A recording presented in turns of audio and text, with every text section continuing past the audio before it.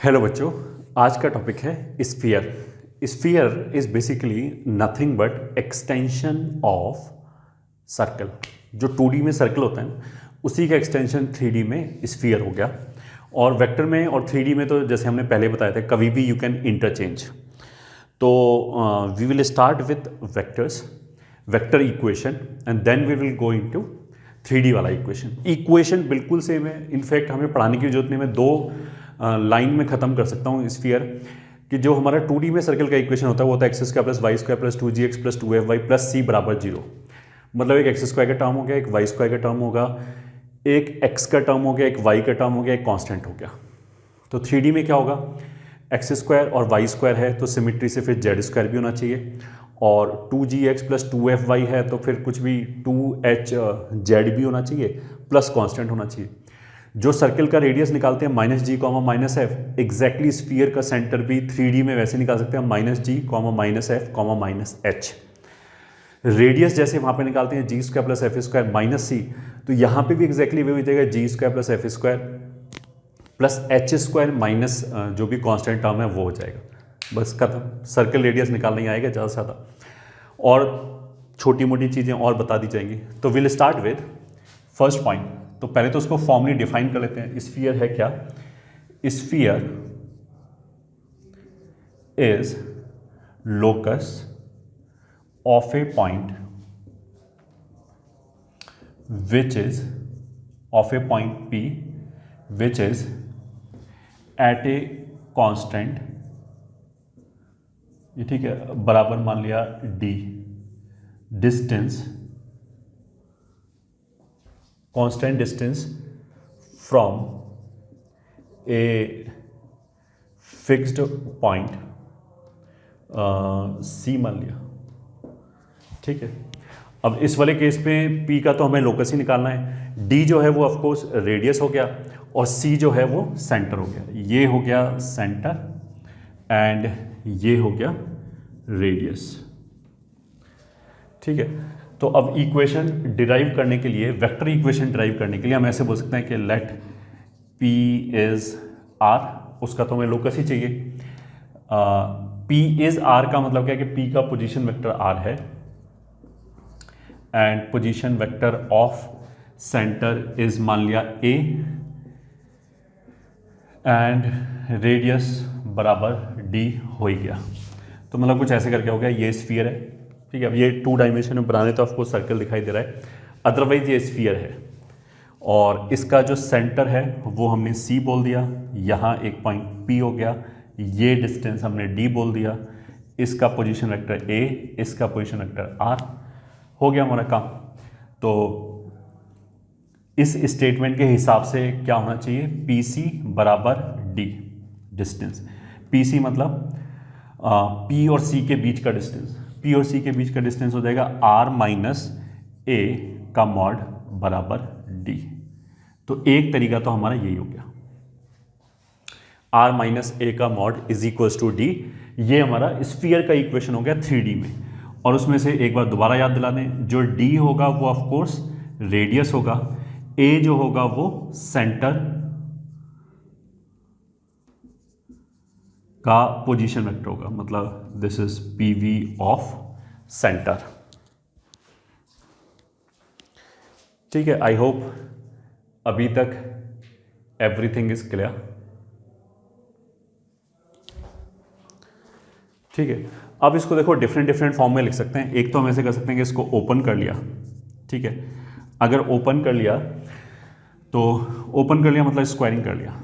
Squaring करने का मतलब वेक्टर में क्या होता है कि उस वेक्टर का डॉट उसी के साथ ले लिया, तो ये ऐसे करके आ जाएगा R square plus A square minus 2A dot R बराबर D स्क्वायर, ठीक है।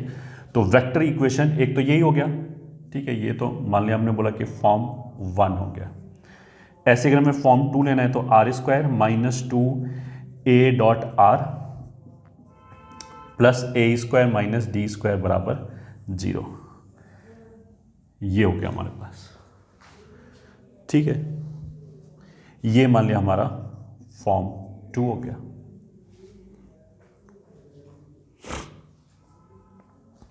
तो जो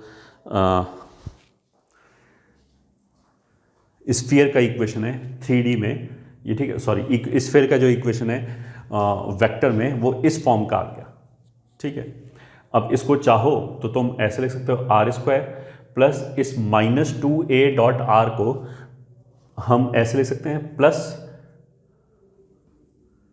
कुछ भी c.r प्लस कांस्टेंट, मान लिया हमने लिख लिया कुछ भी, या ये तो चलो c रहने दिया, इसको b लिख दिया बराबर 0। तो जो स्फीयर का इक्वेशन होगा 3 डायमेंशन में, उसमें एक r² का टर्म होगा, एक समथिंग डॉट r होगा और एक कांस्टेंट टर्म होगा, ठीक है। r² के टर्म को 1 बनाने के बाद इससे जो सेंटर आएगा वो क्या आएगा, यहाँ पे सेंटर a था, तो r के साथ जो भी डॉट लिया, मतलब r के साथ यहाँ पे किस चीज़ का डॉट ले रखा है, -2a का, तो उसमें से माइनस हटाया, 2 हटाया, जो बच गया वो सेंटर का पोजीशन वेक्टर हो जाएगा। तो ऐसे ही यहाँ पे जो भी r के साथ कोफिशिएंट है उसके माइनस का half will be the centre, ये हो गया। अच्छा, इस वाले केस में हमने इस पूरे को b बोला है, ठीक है, तो a² माइनस d² बराबर b है। तो मेरे को तो अगर इस फॉर्म में इक्वेशन लिखा है, I would like everything should be in terms of c and b only. तो रेडियस कैसे निकालेंगे, d² हो जाएगा a² माइनस b और रेडियस हो जाएगा √a² minus b। a² is nothing but a.a, ये ठीक है, this is a.a minus b। तो यहां से हम रेडियस को ऐसे बोल सकते हैं, a क्या था, सेंटर, तो सेंटर के मॉड का स्क्वायर ऐसे भी बोल सकते हो। तो यहां से वो हो जाएगा c²/4 माइनस b, जो भी नंबर आ जाए, ये ठीक है। तो ये सेंटर हो गया। तो if we are talking about in terms of vector, तो हमने 2 फॉर्म लिख दिया, इसको हम दिमाग में रख सकते हैं।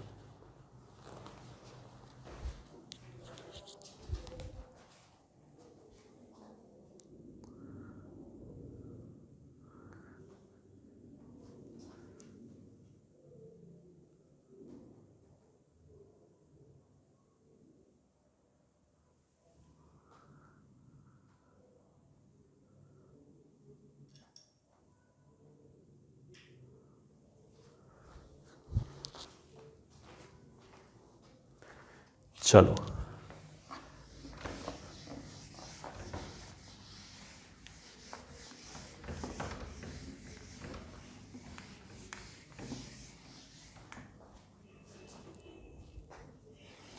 मतलब एक छोटा सा question, find radius and centre of the sphere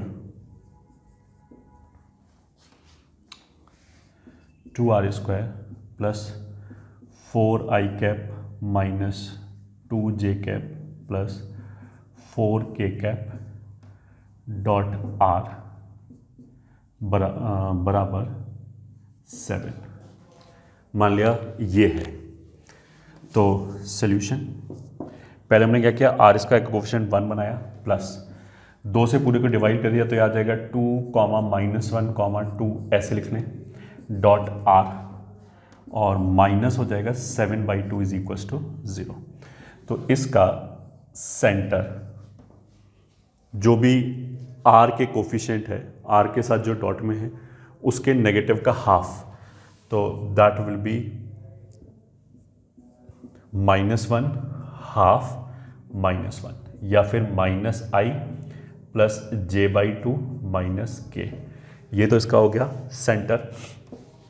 और रेडियस क्या हो जाएगा, इसी का स्क्वायरिंग कर लिया, तो इसका स्क्वायरिंग कर लिया तो 1 प्लस 1/4 प्लस 1 और माइनस c कर दिया, और माइनस c कितना हो जाएगा, ये -7/2, तो -7/2। So this is equals to √9/4 plus 14/4, तो 9 4 हो गया 13, तो √23/2, ये आंसर हो गया हमारा रेडियस का।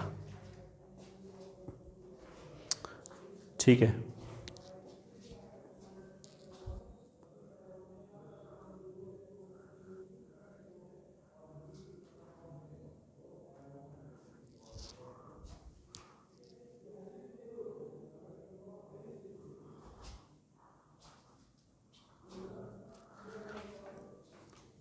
अब आगे चलते हैं।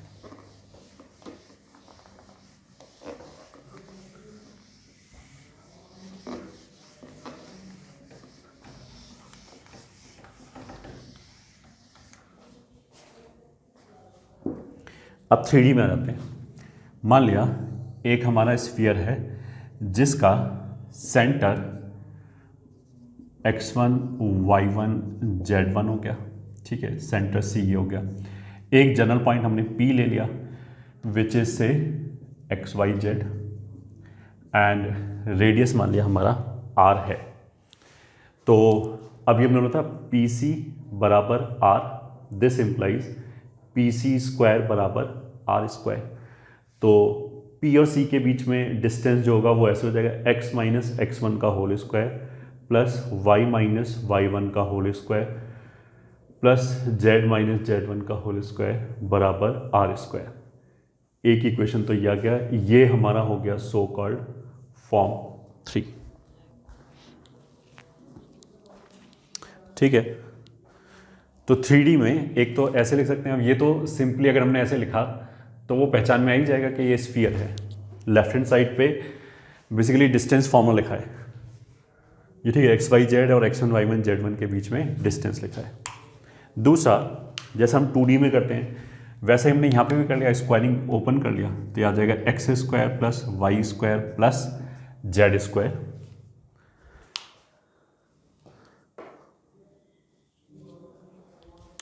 और minus two x x one minus two y y one minus two z z one plus x one square plus y one square plus minus r square बराबर 0।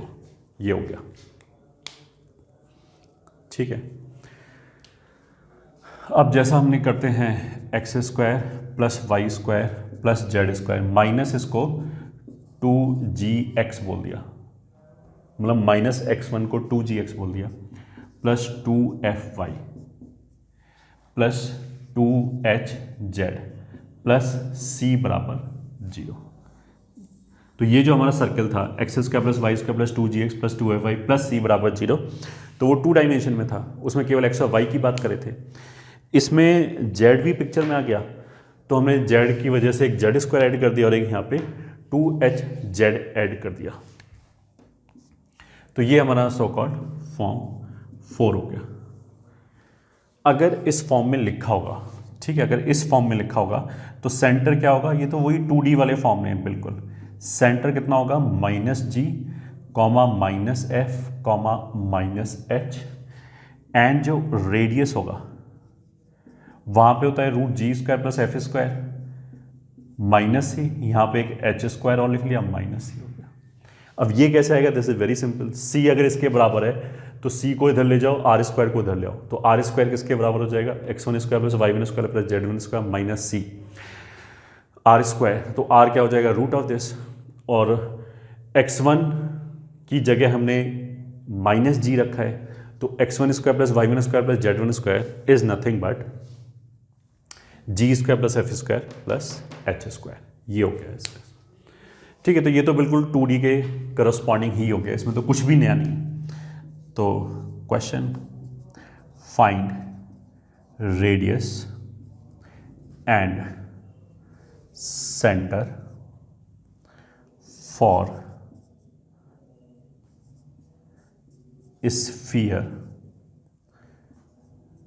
X square plus y square plus z square minus 2x minus 4y plus 6z minus 1 बराबर 0। या check. तो answer is very simple. Center पहले x square y square z square coefficient 1 है, answer is हाँ। ठीक है, फिर उसके बाद तो जैसे 2D में करते हैं ना, एक्स वाई जेड का जो कोफिशिएंट है उसके नेगेटिव का हाफ, तो दैट विल बी 1,2,-3। ये तो हमारा सेंटर हो गया। और जो रेडियस होगा ये ठीक है, वो कितना हो जाएगा, रूट ओवर इन्हीं को स्क्वायर कर दिया, 1 + 4 + 9 माइनस सी तो +1, तो 9 4 13 14 15, तो रेडियस हो गया √15। यही आंसर हो गया। बस, और कुछ भी नहीं है।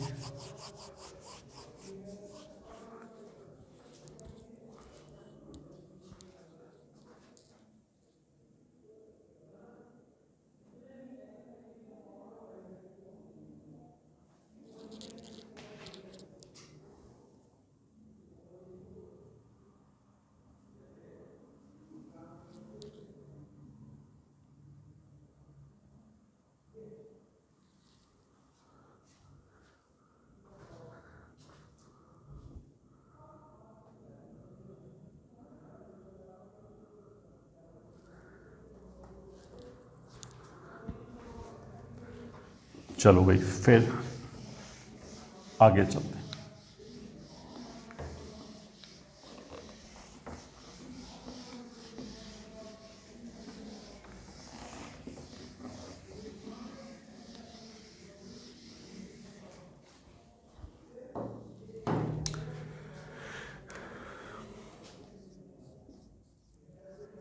Sphere and plane. Let sphere S, ये ठीक है, जिसका इक्वेशन है x² + y² + z² + 2gx + 2fy + 2hz + c = 0 and plane P, तो वो आ जाएगा ax + by + c, तो हमने यहाँ यूज़ कर लिया, तो यहाँ तो कुछ और यूज़ करना पड़ेगा, dz + e = 0। ये एक प्लेन है। Intersect in a circle. ठीक है, नाउ यू कैन इमेजिन कि एक स्फीयर है, अगर मैंने इसको एक प्लेन से कट किया, प्लेन से कट किया मतलब प्लेन है, प्लेन ऐसे, प्लेन तो इन्फाइनाइट एक्सटेंशन है, तो प्लेन और एक स्फीयर का जो इंटरसेक्शन है, तो उसको ऐसे मान सकते हो जैसे ये स्फीयर है, हमने एक प्लेन लाके ऐसे कट किया और ऐसे हम सामने से देखें तो हमें एक सर्कुलर सेक्शन दिखाई देगा। तो एक सर्कल और एक प्लेन का इंटरसेक्शन क्या आएगा, सॉरी, एक स्फीयर एंड एक प्लेन का इंटरसेक्शन क्या आएगा, सर्कल। स्फीयर मतलब we are talking about of course surface, तो हॉलो स्फीयर है तो सर्कल आएगा। अब हमारा एम क्या है कि उस सर्कल का इक्वेशन निकालना, सॉरी, उस सर्कल का रेडियस निकालना है। तो इसने क्या बोला है, let a sphere S and plane P intersect in a circle, then equation of this circle is given as.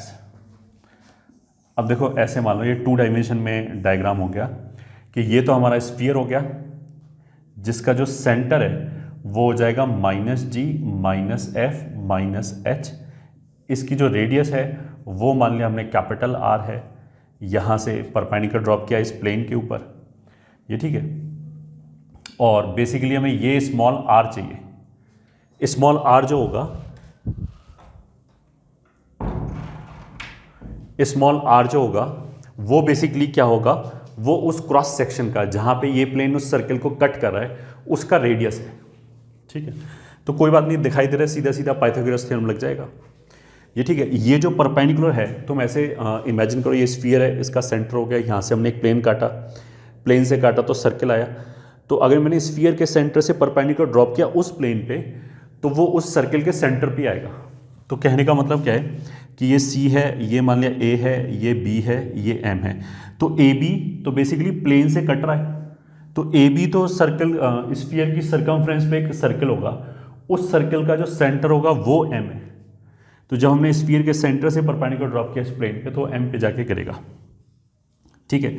ये लेंथ ऑफ परपेंडिकुलर मान लिया P है।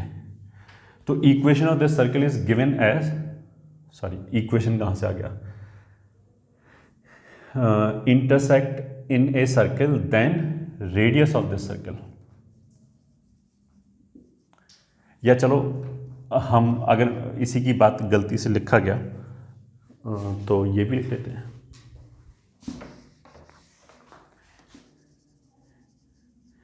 Equation of this circle is given as, वो तो मैं ऐसे लिख सकता हूँ s बराबर 0 एंड p बराबर 0। लो हो गया काम हमारा। जैसे हम लाइन की इक्वेशन 3D में लिखते हैं ना कि दो प्लेन के इंटरसेक्शन से डिफाइन कर सकते हैं कि लाइन को, तो हम ऐसे लिखते हैं p1 बराबर 0 एंड p2 बराबर 0। मतलब we are talking about all the points which are simultaneously satisfying both the equations. तो दो प्लेन को साइमल्टेनियसली सेटिस्फाई करने वाली जितने भी पॉइंट्स होंगे, वो दो प्लेन अगर कट कर रहा है तो वो उसी लाइन पे लाई कर रहा होगा। तो अगर एंड लगा के हमने प्लेन्स के इक्वेशन लिख दिया तो इफेक्टिवली वो इक्वेशन किसका बोला जाएगा, स्ट्रेट लाइन का। तो वैसे ही अगर मैंने यहाँ इन दोनों के बीच में एंड लगा दिया तो I am talking about the points जो स्फीयर के ऊपर भी है, उसको भी सेटिस्फाई कर रहा है, एंड प्लेन को भी सेटिस्फाई कर रहा है।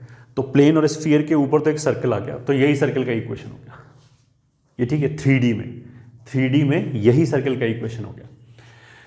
And radius of this circle बराबर small r which is equals to root over r² minus p²। तो इस सर्कल का जो इक्वेशन, इस सर्कल की जो रेडियस है r, वो कितना हो गया पाइथागोरस से r² माइनस p² का स्क्वायर रूट। अब ध्यान से देखते जाओ, r कैपिटल R क्या है, वो है इस स्फीयर का रेडियस, और इस स्फीयर का रेडियस कितना होगा, जैसे अगर मैंने बोला ना कि कुछ भी ये कैपिटल R, ये कितना हो जाएगा, ये हो जाएगा root over g² plus f² plus h² minus c, ये हो गया। अब p क्या है, मतलब चलो r² की जगह तो ये वैल्यू रख लेते हैं, r के बराबर ये तो स्क्वायरिंग करने से हट गया, तो g² plus f² plus h² minus c, तो ये हो गया माइनस p क्या है, जो सर्कल का सेंटर है minus g comma minus f minus h, उससे length of perpendicular on this plane which is ax plus by plus dz plus e बराबर 0। तो p will be equals to, इससे इस पे लेंथ ऑफ परपेंडिकुलर, तो AG plus BF plus DH, ये minus minus minus के साथ आएगा, तो मॉड के अंदर हमने माइनस खत्म किया तो ये हो गया, divided by root over a² plus b² plus d², ये आएगा। तो इसका अगर हम स्क्वायर लिखना चाहें तो वो ऐसे आ जाएगा, AG plus BF plus DH minus E का whole square whole divided by a² plus b² plus d²। अब ये तुम्हें देखो याद वाद नहीं रखना है, मेरे को तो केवल प्रोसेस पता होना चाहिए कि प्रोसेस से कैसे निकालेंगे, निकल तो आएगा। इसमें क्या है, ये हमारा एक आर्टिकल हो गया।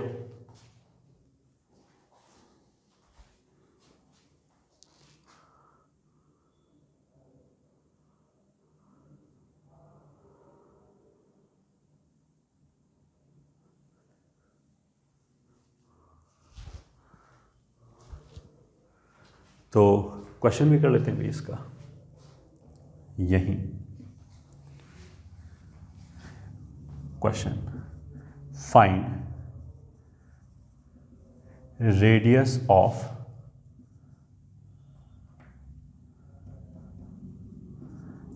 Circle in which the plane, ठीक है। अब देखो हम ये सब वेक्टर में भी कर सकते हैं, 3D में भी कर सकते हैं, क्योंकि हमने वेक्टर से 3D में जाना या 3D से वेक्टर में जाना सिखाया, एक लाइन के अंदर ही जा सकते हैं। फाइंड रेडियस, या नया लिख ही लेते हैं सही से,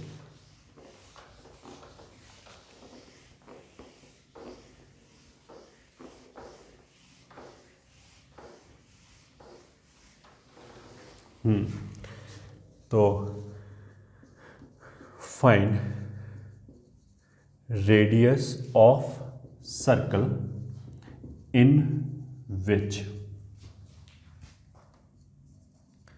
the sphere x² plus y² plus z square is equals to 81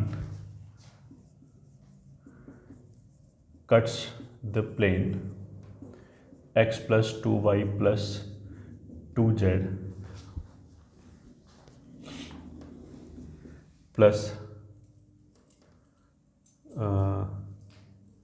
6 is equals to 0। तो आंसर क्या हो जाएगा वापस, सर्कल का सेंटर कितना हो गया, सॉरी स्फीयर का सेंटर कितना हो गया 0 0 0, रेडियस कितना हो गया 9। इस 81 को देख के हमें पता लगा, ठीक है। 0 0 0 से लेंथ ऑफ परपेंडिकुलर पी और आर हमें चाहिए, तो r will be root over 9 square minus p square which is root over 81 minus p क्या हो गया 0 0 0 से इस के ऊपर लेंथ ऑफ परपेंडिकुलर, तो P विल बी 0 0 0 रख दिया तो 6 upon root over 2 square plus 2 square plus 1, तो 8 8 9 3, तो P का वैल्यू कितना हो गया 2, तो ये हो गया 4, तो ये हो गया रूट 77। ये आंसर हो गया हमारा।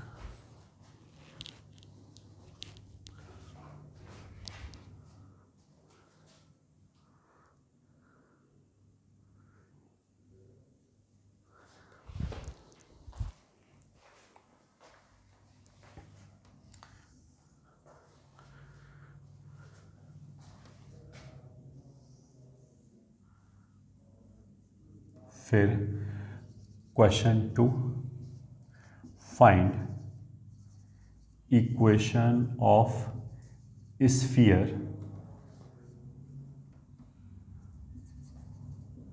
which contains the circle in question 1 and which passes through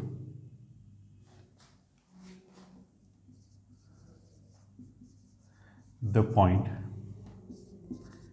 3 4 2। Answer, अब इसने क्या बोला है, ये बेसिकली जैसे सर्कल में, फैमिली और सर्कल में होता है ना S प्लस लैम्डा L बराबर 0, मतलब एक सर्कल है, एक लाइन है, उनके पॉइंट ऑफ इंटरसेक्शन से पास करने वाला सर्कल, उसी का ये 3D वर्जन हो गया, एक डायमेंशन ऊपर चले जाए कि एक स्फीयर है और उसको एक प्लेन कट कर रहा है, इनका जो क्रॉस सेक्शन है उसको कंटेन करने वाला एक दूसरा स्फीयर है। क्रॉस सेक्शन क्या है, सर्कल, तो उस सर्किल को कंटेन करने वाला, मतलब वो सर्किल किस स्फीयर की रेडियस पे आ रहा है, किस स्फीयर की सरफेस पे आ रहा है, ठीक है। अब देखो वो सोचना बहुत आसान है, तुम इसको 3D में ऐसे विजुलाइज कर सकते हो कि मान लिया मेरे पास एक ये सर्किल आ गया, ठीक है। अब हमने क्या किया, इसके सेंटर से एक परपेंडिकुलर लाइन ड्रॉ किया, उस परपेंडिकुलर लाइन पे अगर मैंने कहीं पे भी एक पॉइंट ले लिया, मैंने ये पॉइंट ले लिया, तो इस पॉइंट से सर्किल के सारे पॉइंट इक्वी डिस्टेंट होंगे, और ये जो डिस्टेंस आएगा वो रेडियस लेके अगर मैं स्फीयर बनाऊं और इसको सेंटर बनाऊं, तो उस स्फीयर के ऊपर ये सारे पॉइंट लाई करेंगे, क्योंकि ये सारे पॉइंट इस पॉइंट से इक्वी डिस्टेंट है, और स्फीयर का डेफिनेशन यही होता है। अब इस लाइन के ऊपर मैं दूर जाके और पॉइंट ले लूँ तो रेडियस बढ़ जाएगा, तो एक नया स्फीयर आ जाएगा, तो ऐसे इन्फिनिट स्फीयर्स आ जाएंगे, ठीक है। लॉजिक वही रहेगी कि let our required sphere is वही S प्लस लैम्डा पी बराबर 0, S कितना हो गया x square plus y square plus z square minus 81 plus lambda times plane क्या हो गया ये x plus 2y plus 2z plus 6 बराबर 0।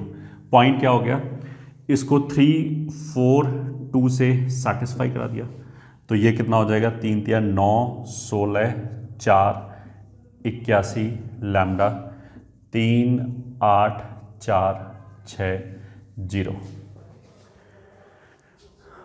हाँ, तो ये कितना हो गया 16 और 4 20 और 9 29, तो माइनस, या सीधा सीधा ऐसे लिख लिया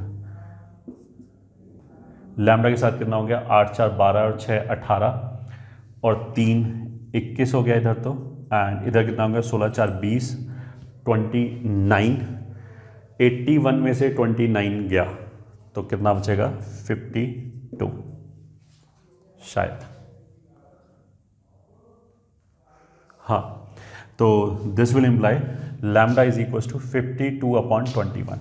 तो required sphere is x² + y² + z² minus 81 plus 52/21 x + 2y + 2z + 6 = 0। ये आंसर हो गया। I hope it is clear.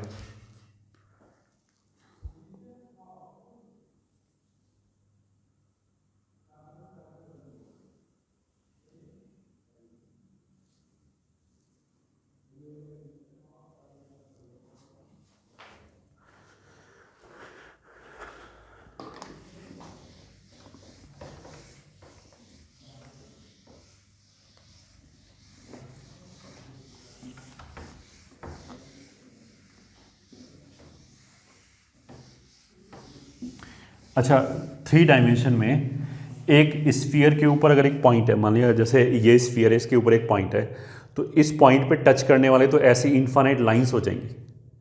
तो अगर हम 2D वर्जन का, जैसे टेंजेंट की बात करें ना, 2D वर्जन का अगर हम इसमें एक्सटेंशन निकालें तो टेंजेंट का एक्सटेंशन प्लेन ही होगा वापस। तो अगर एक स्फीयर को एक पॉइंट पे टच करने वाले प्लेन का इक्वेशन आएगा, लाइन का इक्वेशन नहीं आएगा, क्योंकि लाइन तो इनफाइनाइट हो जाएगी। तो उसका इक्वेशन भी बिल्कुल वैसे निकलेगा, t = 0 करके लिख सकते हैं ये, ठीक है। तो question, find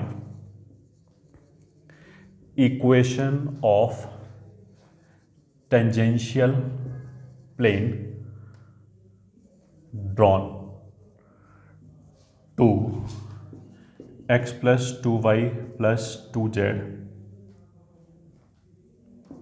-11 = 0 at point P1 2 3। तो हमारा आंसर कितना हो जाएगा, ये स्फीयर है और इसके एक पॉइंट पे ये प्लेन आ गया, ठीक है। पॉइंट कितना है, 1 2 3, 1 2 3 इस पे लाई कर रहा है क्या, 1 2 दूनी 4 और 1 5, 3 दूनी 6 और 5 11 -11 = 0, सही है। तो required plane will be t = 0। अच्छा, हमने क्या गड़बड़ किया, टू दिस, ये तो प्लेन ही लिख दिया हमने, और जबकि लिखना था हमको क्या, स्फीयर। तो ऐसे कर सकते हैं, प्लस x² + y² + z²। तो 3 3 9 4 13 और 1 14, तो ये ऐसे आ गया। This is final question. Find equation of tangential plane drawn to this sphere at point P which is 1 2 3। अब 1 2 3 इसको सेटिस्फाई कर रहा है, 1 2 दूनी 4 और 1 5 और 9 4 13 और 1 14 हो गया, और ये पहले 11 था, तो 11 + 14 25 -25 0, सही होगा। तो इक्वेशन तो अपना t = 0 ही आएगा। x² की जगह लिखेंगे x(x1) प्लस y² की जगह लिखेंगे y × 2, z² की जगह लिखेंगे z(z1) z × 3, x की जगह लिखेंगे x + 1/2, y की जगह लिखेंगे y + 2/2, 2 2 कैंसिल हो गया, z की जगह लिखेंगे z + 3, 2 2 कैंसिल हो गया, माइनस c की जगह यही, ये 25 हो गया। अब देख लो, पूरे को 2 से मल्टीप्लाई कर सकते हैं ये 2 हटाने के लिए, तो x कितनी जगह पाएगा, 2 और 1 3x, y कितनी जगह पाएगा, पहले 3 आ रहा था, अब 3 दूनी 6y आ जाएगा, 3 और 1 4 दूनी 8 z आ जाएगा। कांस्टेंट कितना आएगा, 3 2 5, तो -20 -50 1 -49 = 0, ये आ जाएगा,